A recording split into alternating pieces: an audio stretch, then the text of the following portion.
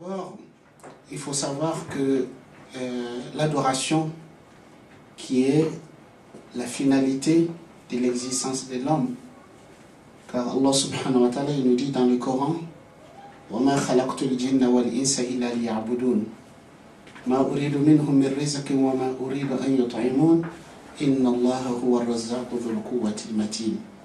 Donc c'est Surat al-Dhariyat, Surat 51, verset 56. Allah subhanahu wa ta'ala dit: je n'ai créé les djinns et les humains que pour qu'ils m'adorent. Je n'ai créé les djinns et les humains que pour qu'ils m'adorent.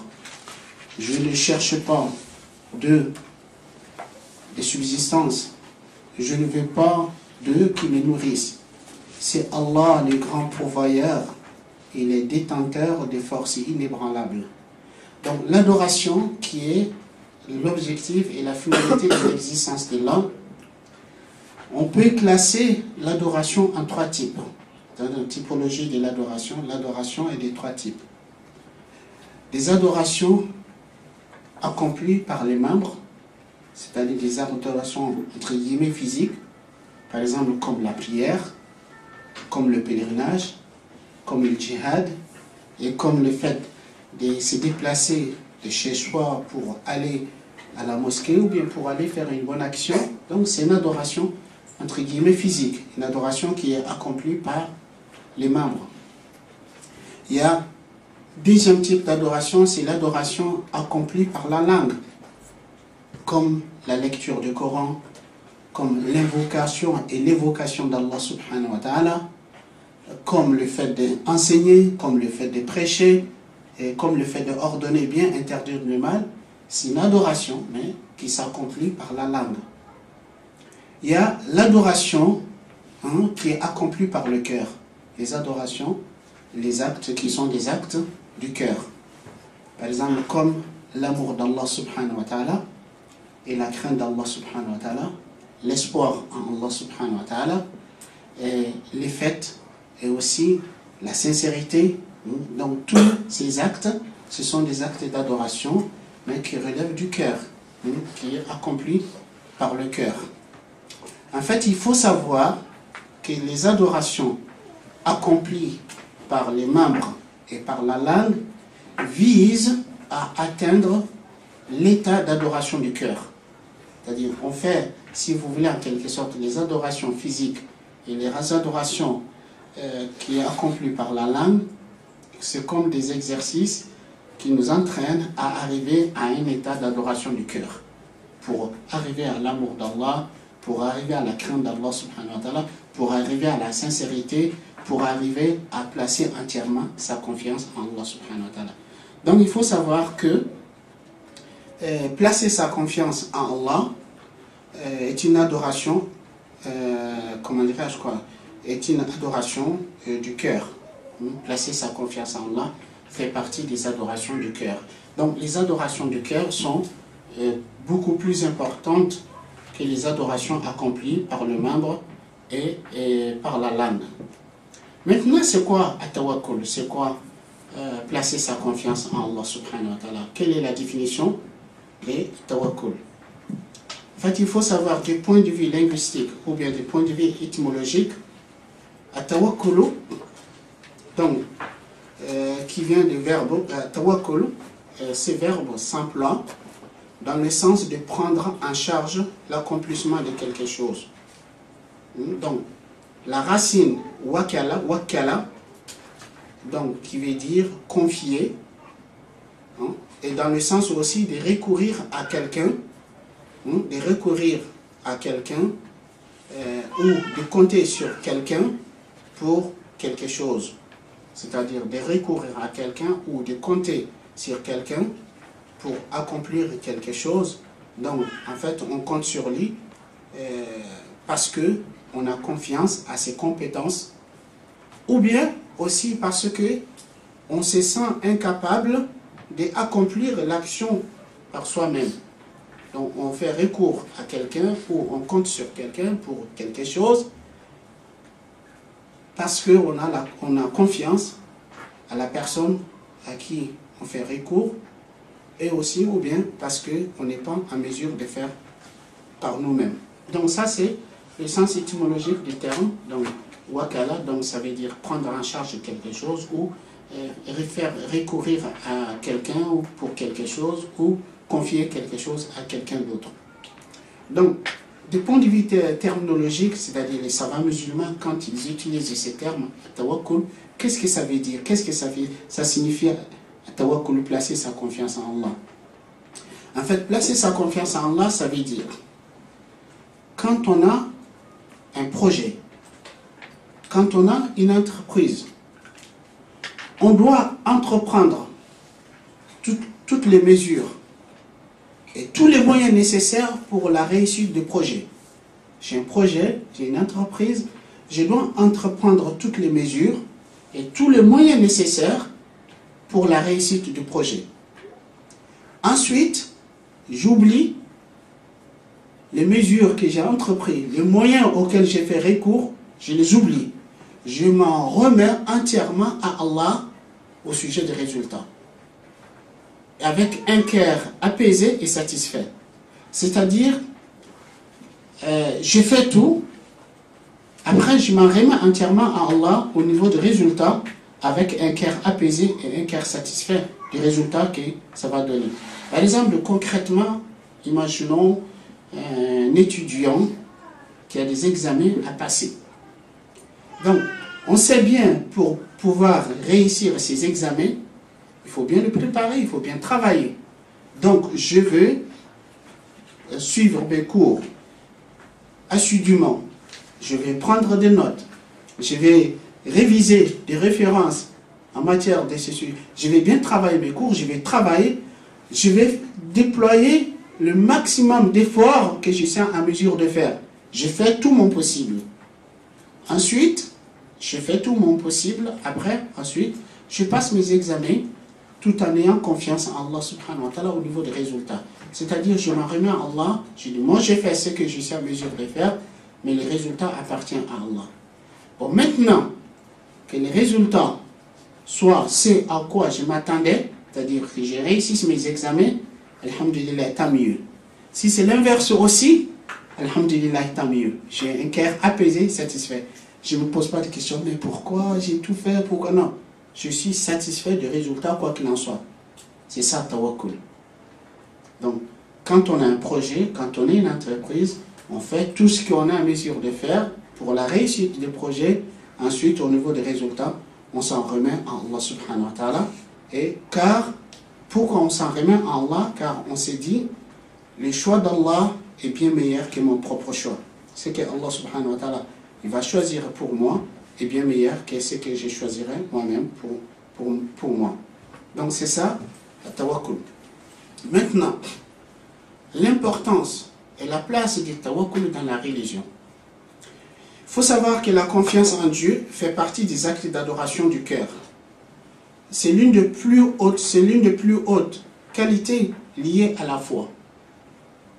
Comme Imam Ibn al-Qayyim rahimahullah, il dit, la confiance en Dieu est la moitié de la religion. Et l'autre moitié, c'est le retour vers Dieu. Il dit, en effet, la religion, c'est implorer les secours de Dieu.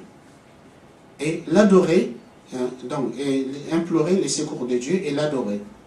Et placer sa confiance en Dieu, c'est implorer son secours. Et le fait de retour vers lui, c'est l'adorer. Il dit, tel est le sens suggéré par le verset Iyyaka na'budu wa iyyaka nasta'in. Vous savez, Ibn Qayyim rahimahullah, il dit, Surat al-Fatiha, l'ouverture, qui est appelée al-Qur'an, la mère du Coran. Ibn Qayyim dit, Al-Fatiha résume le Coran. Le message coranique est résumé dans Surat al-Fatiha. Il dit, Surat al-Fatiha est résumé dans ce verset, Iyyaka na'budu wa iyyaka nasta'in. C'est toi celle que nous adorons, c'est de toi celle que nous implorons le secours ou nous implorons l'aide. Donc il dit, tawakkul, c'est la moitié de la religion. Donc il dit, car la religion, c'est le fait d'implorer le secours d'Allah subhanahu wa ta'ala et le fait de l'adorer. Donc il dit, tawakkul, c'est implorer son secours, et l'adorer, c'est le retour à Allah subhanahu wa ta'ala. Donc, il dit, c'est ça le sens de Iyyaka na'budu wa Iyyaka nasta'in. Donc, de même, Imam Ghazali, rahimahullah, il dit, à ce sujet, Imam Ghazali dit, la confiance en Dieu est l'une des étapes de la religion, une station atteinte par ceux qui croient fermement, et il dit, c'est même l'un des plus hauts degrés atteints par les rapprochés d'Allah subhanahu wa ta'ala. L'un des plus hauts degrés de la foi est le fait d'atteindre ces niveaux, à s'en remettre entièrement à Allah, à placer entièrement sa confiance en Allah subhanahu wa ta'ala. Donc on va bien, comment dirais-je, à travers ces propos de ces savants, l'importance de placer sa confiance en Allah subhanahu wa ta'ala. Donc, maintenant, les mérites. Quel est le mérite de placer sa confiance en Allah subhanahu wa ta'ala? En fait, il faut savoir que, comme j'ai dit, Imam Ibn Qayyim lui dit, c'est la moitié de la religion, le fait de s'en remettre à Dieu. Et Ghazali dit, c'est l'un des plus hauts degrés atteints par les rapprochés de Dieu, c'est le fait de s'en remettre en Allah. Donc certes, il faut savoir que, comme je le disais, c'est un acte d'adoration du cœur. Il faut savoir que cet acte a beaucoup de mérites. Premièrement, le fait d'arriver à ce niveau-là, le fait d'arriver à placer entièrement sa confiance en Allah, est un signe et une preuve de la perfection de la foi. Quand on arrive à s'en remettre entièrement à Allah, quand on arrive à placer entièrement sa confiance à Allah, c'est un signe et une preuve qu'on atteint la perfection de la foi. Allah subhanahu wa ta'ala, il dit dans le Coran, dans Surat Al-Anfal, le butin, de verset 2 au verset 4, sur le Surat 8, de verset 2 au verset 4, Allah subhanahu wa ta'ala dit, إنما المؤمنون الذين إذا ذكر الله وجلت قلوبهم وإذا تليت عليهم آياته زادتهم إيمانا وعلى ربهم يتوكلون الذين يقيمون الصلاة ومما رزقناهم ينفقون أولئك هم المؤمنون حقا لهم درجات عند ربهم ومغفرة ورزق كريم. Allah subhanahu wa ta'ala dit, car les vrais croyants sont ceux dont le cœur frémisse quand le nom d'Allah est mentionné, quand le nom d'Allah est évoqué. Ceux dont la foi augmente quand ces versets leur sont récités et qui s'en remet totalement, qui s'en remet entièrement à lui, c'est-à-dire à leur Seigneur.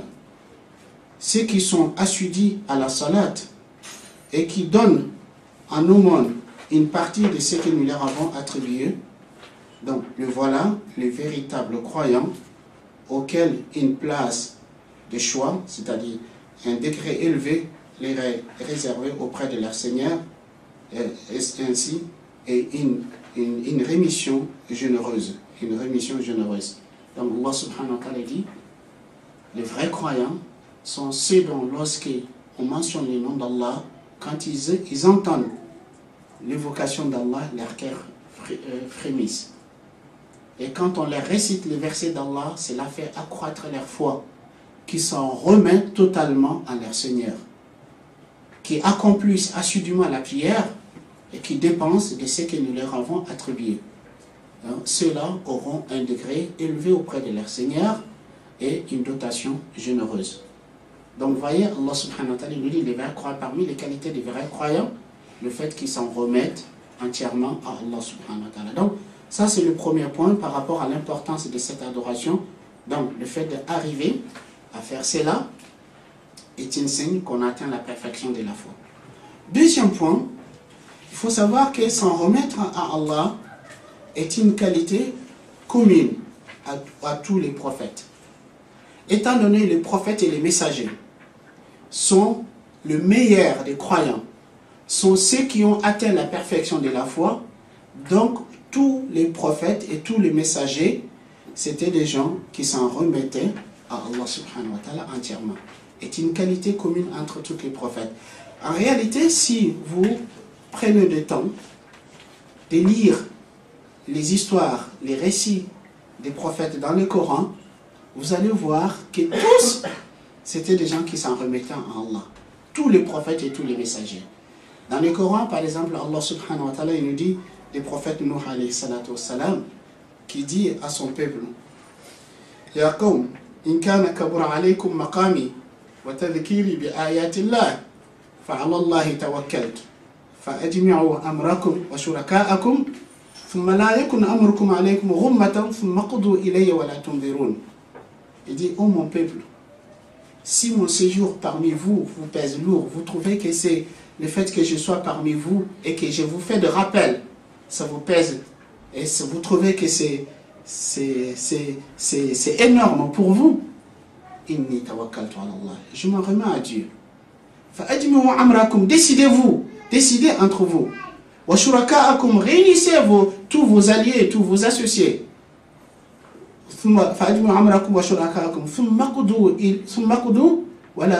Ensuite, décidez-vous et ne me laissez pas de répit. En fait, il dit, faites ce que vous voulez, moi je me remets à Allah subhanahu wa ta'ala.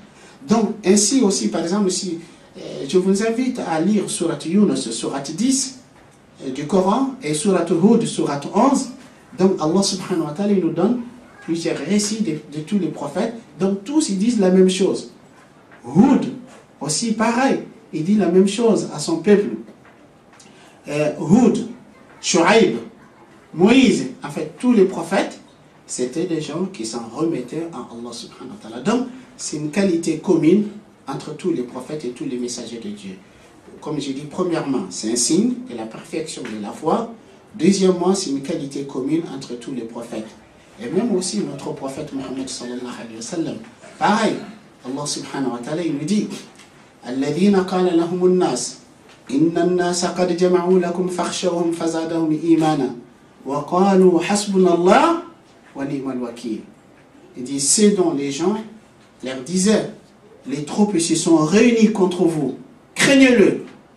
Donc ça c'est surtout à la suite de la bataille de Uhud. Les musulmans, ils ont essuyé une défaite à Uhud. Et le lendemain, Abu Sufyan, qui regrettait, qui dit, ben, on a emporté la bataille contre eux, mais on ne les a pas achevés. On n'a pas pris Médine, on n'a pas pris de butin. Retournons, on va en finir une fois avec eux. Et il a envoyé quelqu'un pour informer les prophètes et ses compagnons pour leur faire peur que Abu Sufyan et ses troupes ils sont en train de revenir. Les gens se sont regroupés contre Kranieli. Fazadahum imana. Allah dit, cela n'a fait qu'accroître leur foi. Qalu hasbunallah wa ni'mal wakeel. Dit, Allah nous suffit. Et quel meilleur garant. Allah nous suffit. Ils se sont réunis avec leurs troupes. Nous, notre protecteur, notre grand, c'est Allah subhanahu wa ta'ala. Hein, donc, le prophète Ibrahim. Donc, en réalité, bon, je ne vais pas rentrer à vous donner des exemples dans des prophètes et des messages, mais tous les prophètes, tous les messagers de Dieu, c'était des gens qui s'en remettaient entièrement à Allah subhanahu wa ta'ala dans toutes les circonstances et toutes les conditions.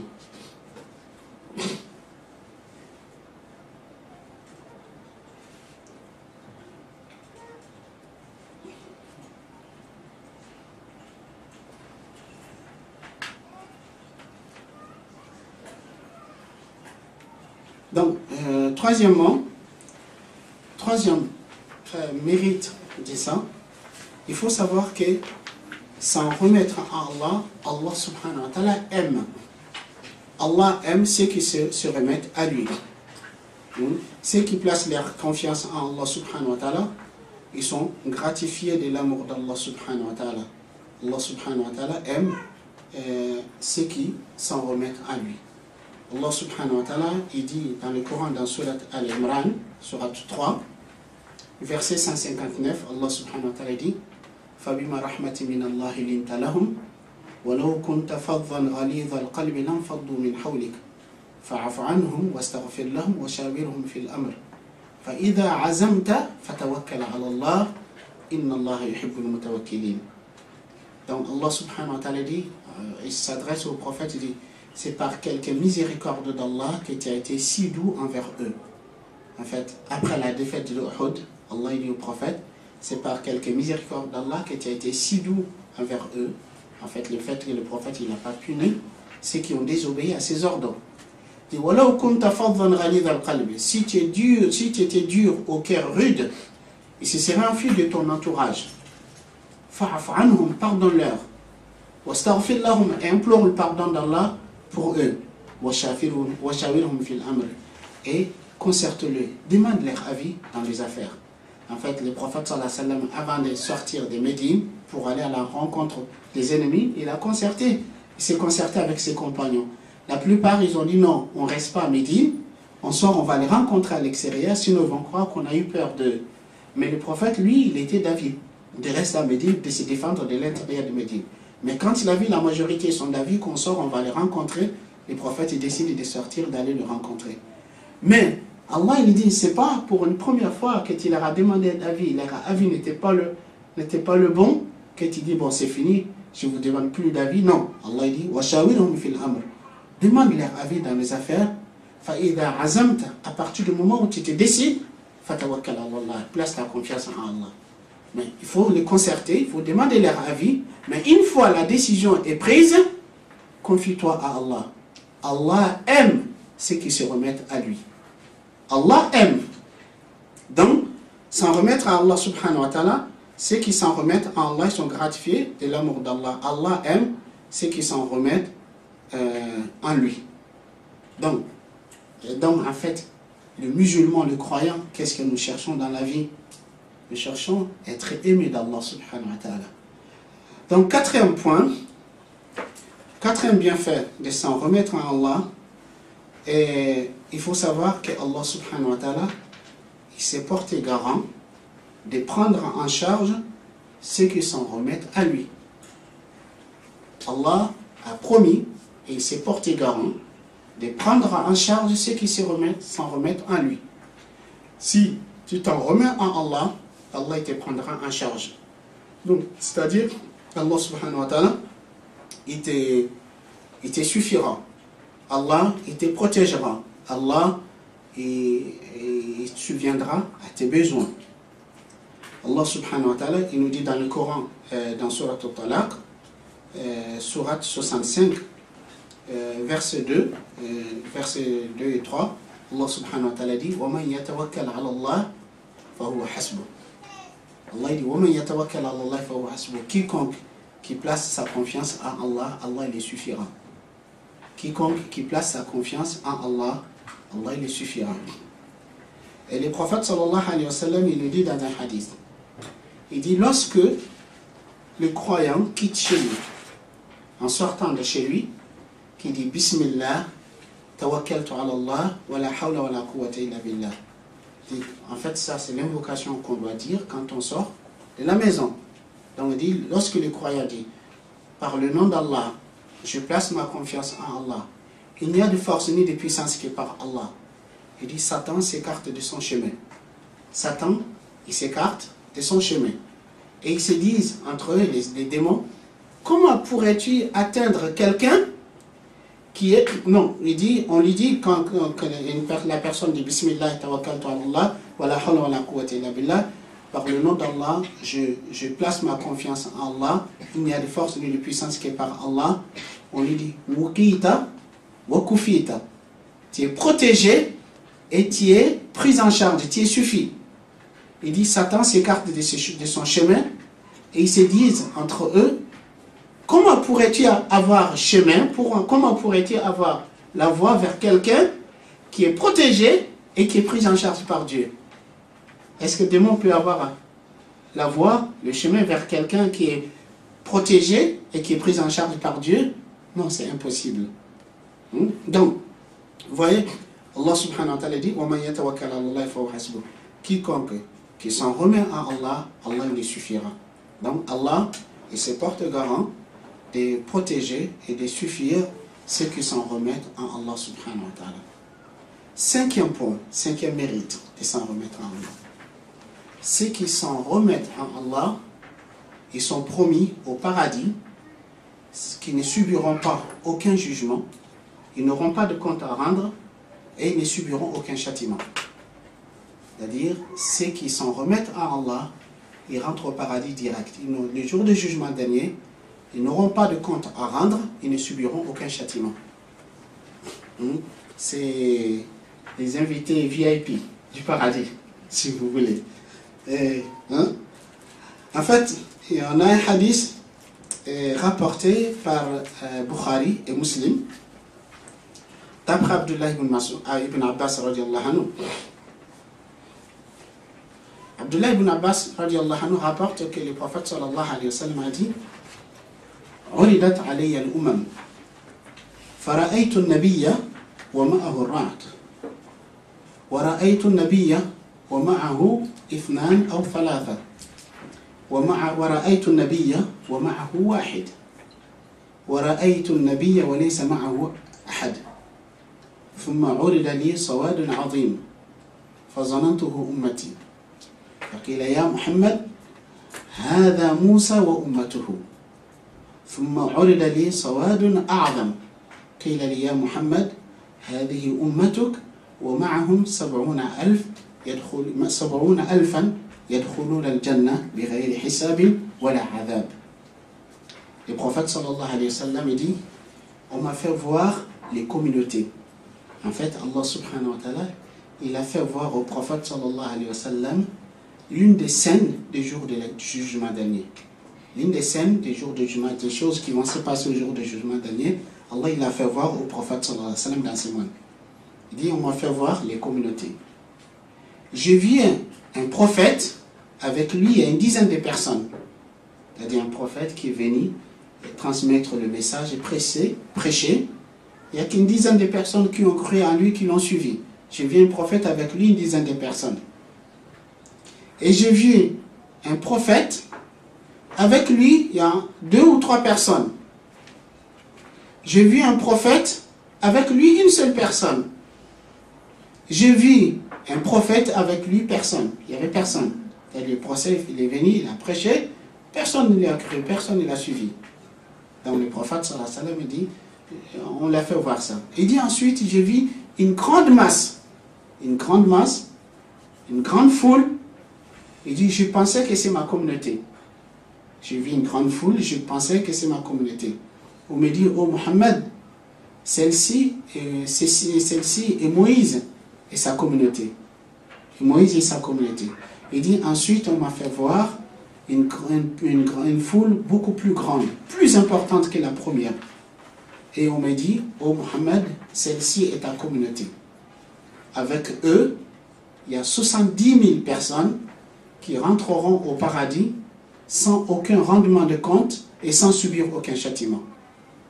Le prophète sallallahu alayhi wa sallam dit, on l'a fait voir sa communauté et une grande foule, on leur dit, avec eux il y a 70 000 qui rentreront au paradis sans aucun rendement de compte, c'est-à-dire quand les gens, les jours du jugement dernier, quand les gens vont être ressuscités, rassemblés devant Allah, et ils s'élèvent et ils vont directement au paradis. Ils n'ont pas de compte à rendre. Ils ne subiront aucun châtiment.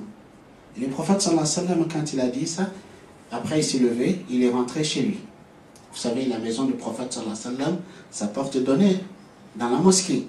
Donc le prophète, il est rentré chez lui, les compagnons du prophète sallallahu alayhi wa sallam, ils ont commencé à discuter au sujet de ces 70 000. Qui sont ces 70 000 qui vont rentrer au paradis sans subir aucun châtiment et comment dirais-je quoi, et ils n'auront aucun compte à rendre.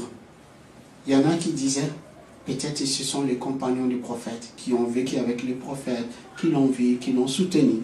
Il y en a d'autres qui disent, non, ce sont plutôt les enfants des compagnons qui sont nés dans l'islam, qui n'ont jamais associé quoi que ce soit à Allah subhanahu wa ta'ala. D'autres disent, non, peut-être c'est les générations qui, en fait, ils étaient en train de discuter au sujet de ces 70 000 qui sont. Et quelques temps plus tard, le prophète il revient, il trouve que les compagnons sont en train de discuter entre eux. Et le prophète il leur dit, quel est le sujet de votre discussion? Au sujet de quoi vous discutez? Ils ont dit, ô messager d'Allah, au sujet de 70 000. Les 70 000, on aimerait bien savoir qui sont ces 70 000 qui rentreront au paradis. Le prophète sallallahu alayhi wa sallam dit, hum alladhina la yarkoun, wa la yastarkoun, wa la yaktaoun, wa la yatatayyarun, wa ala rabbihim yatawakkalun. Le prophète sallallahu alayhi wa sallam dit, ce sont des gens qui ne font pas l'exorcisme, qui ne pratiquent pas l'exorcisme, mais l'exorcisme shari, et qui ne demandent pas qu'on leur fasse l'exorcisme, et qui ne pratiquent pas la cauterisation, et qui ne sont pas superstitieux, et qui ne croient pas aux mauvaises augures, et qui placent leur entière confiance à leur Seigneur, qui placent leur entière confiance à leur Seigneur. Donc le prophète dit, ce sont des gens qui ne pratiquent pas l'exorcisme et qui ne demandent pas qu'on le pratique l'exorcisme et qui ne pratiquent pas la cauterisation et qui ne sont pas superstitieux, c'est-à-dire qui ne croient pas aux mauvais augures et qui placent leur entière confiance en Allah subhanahu wa ta'ala. J'ouvre une parenthèse. Est-ce que le fait que les prophètes disent ce sont des gens qui ne font pas ruqya, l'exorcisme, qui ne pratiquent pas, qui ne demandent pas qu'on les fasse et qui ne font pas cauterisation ou autre, est-ce que ça veut dire que l'exorcisme, même quand c'est avec les versets coraniques et les invocations prophétiques, est-ce que ça veut dire c'est interdit ou déconseillé? Non, pas du tout. Pas du tout, ça ne veut pas dire. C'est à partir du moment où c'est pratiqué d'une manière correcte avec les versets coraniques et les invocations prophétiques, ça ne veut pas dire c'est déconseillé ni interdit. Pourquoi?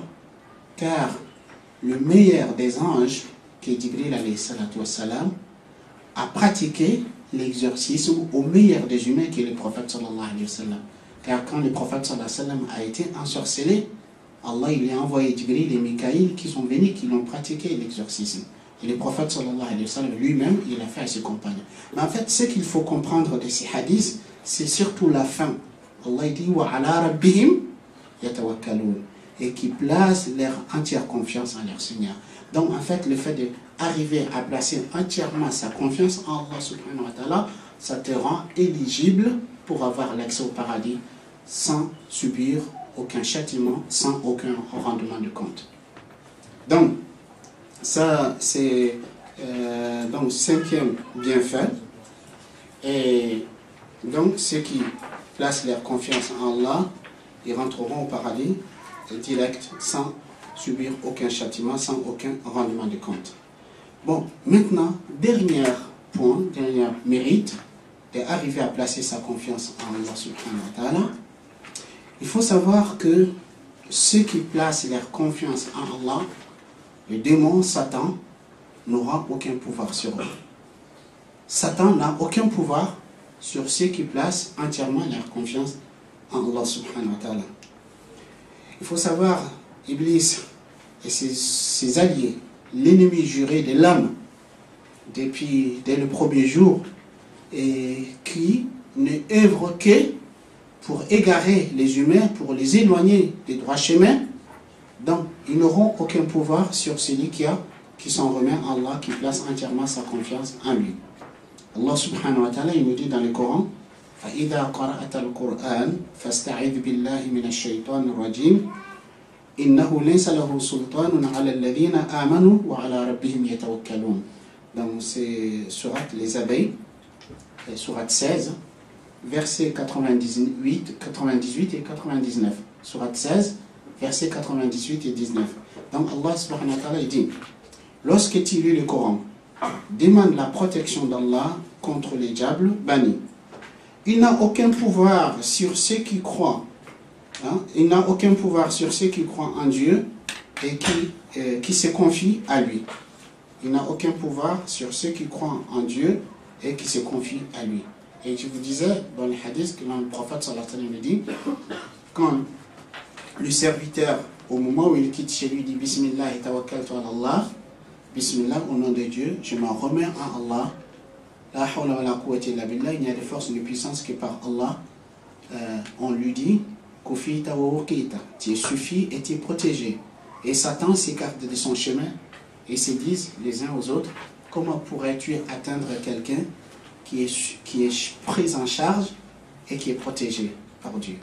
Satan n'a pas de pouvoir sur ceux qui placent leur confiance en Allah subhanahu wa ta'ala. Donc, en fait, quand on se rend compte de tout ça, donc c'est une raison de plus pour nous motiver à œuvrer, à arriver à atteindre ce degré où on arrive à placer entièrement notre confiance en Allah. Donc, comme on avait dit, premièrement, c'est un signe de la perfection de la foi. Deuxièmement, c'est une qualité commune entre tous les prophètes et tous les messagers de Dieu. Troisièmement, Allah promet de prendre en charge ceux qui s'en remettent en lui. Et quatrièmement, ceux qui s'en remettent en Allah subhanahu wa ta'ala, ils sont aimés de Dieu.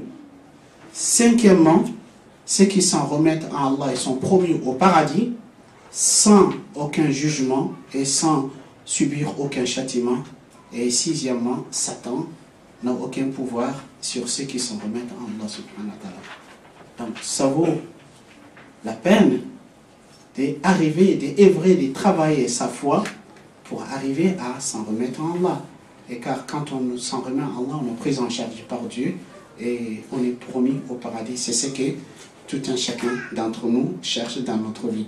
Donc voilà la première partie. Donc on a vu que l'adoration est de trois types. Hein, l'adoration du cœur, l'adoration de la langue et l'adoration des membres. Et le plus important des adorations, c'est surtout l'adoration du cœur. Ensuite, on a vu la définition des tawakkul, qu'est-ce que c'est tawakkul, et ensuite on a vu l'importance. L'importance, Imam Ibn Qayyim le dit, c'est la moitié de la religion. Et Razali dit, c'est le degré le plus haut, l'un des degrés les plus hauts, atteint par les rapprochés. Et on a vu comment les mérites de ceux qui arrivent à s'en remettre en Allah subhanahu wa ta'ala.